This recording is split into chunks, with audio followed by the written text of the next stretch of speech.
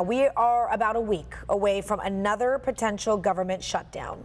Time's going kind of fast, isn't it? Here to break down the most recent development, our Fox 5 legal analyst, Wendy Patrick. Wendy, good morning. Good morning. Okay, so first things first, where do we stand now in the negotiations between Congress and the White House? Have there been negotiations? Because once this 3-week extension started, it's like the story went away, but where are we? Behind the scenes, that is the Right. last, nothing could be farther from the truth. They are headed towards a Valentine's Day deal. Oh. So, Shali, while you're deal? at the dentist, and Raul, while you're at a romantic dinner with a view, Congress members will be with each other. They're going to be spending it together. Love will be in the air. That's right. Love will be in the air, and they've actually resolved, hopefully, to even have something in the works by Monday. An enormous amount of progress has been made. That's at least the latest reporting. So here's what likely is going to happen. We've been hung up on semantics, haven't we? Wall is a 4-letter word. Nobody likes it. Nancy Pelosi says no money for a wall. President's backed off. Okay, he's talked about steel slats, and then during his speech he said it was going to be see-through. So it's a matter of semantics. It's about saving face and perspective. That's get their money to fund border security, and then they can leave it deliberately ambiguous to allow both sides to say it's a win. But the bottom line is we don't want anybody in San Diego or anywhere else being shut down again and not going to work.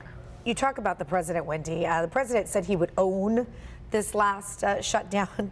Did he really do that, or was it a lot of finger pointing? The latter, Shally. And you know, back when he said he was going to own it, I very much, Yes, that's right. I very much doubt whether he anticipated the length of the shutdown. Right. Remember, he was engaging in rhetorical hyperbole, saying yes, it could be a couple weeks, couple months. He probably didn't think it was going to be more than a couple days. But when it began to stretch into dangerous territory, people were missing paychecks. It began to affect airport security.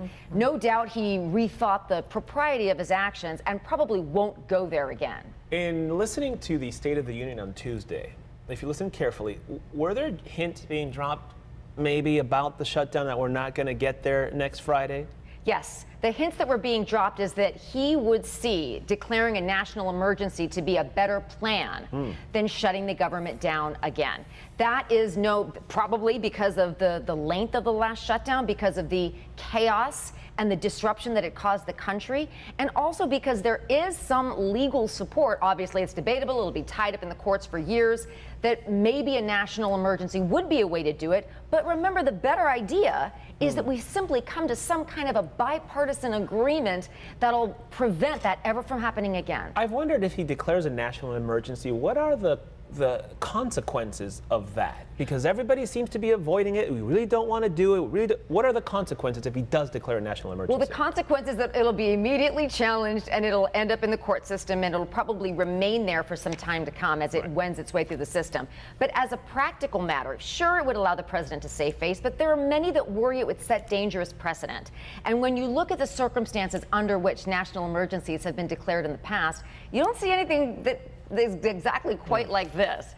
And so people are debating whether it's the proper vehicle, if you will, to solve this crisis, or whether it's even a crisis that would justify this kind of funding allocation that it would require. So it's a court battle for sure is the short answer.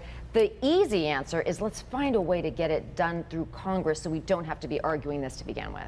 We have a week to Valentine's Day. That's a long time. Usually come here every week. You know, Congress members work around the clock. Right? That's true. They work until midnight. They're in the wee hours of the morning. They work on weekends. I think they can do it. What are we going to be talking about next week? This probably. Same thing? maybe something will happen over the weekend. You know, Valentine's Day. You seem Jeff more Bezos. confident this time around than last time. Well, you know, Fridays are big news days, Yeah. so I'm sure we'll have something to talk about. We'll see what happens. Keeping the lawyers busy. That's for sure. So that's always the Keeps thing. us employed. Yeah, Yes. indeed. Wendy Patrick, thank you so much.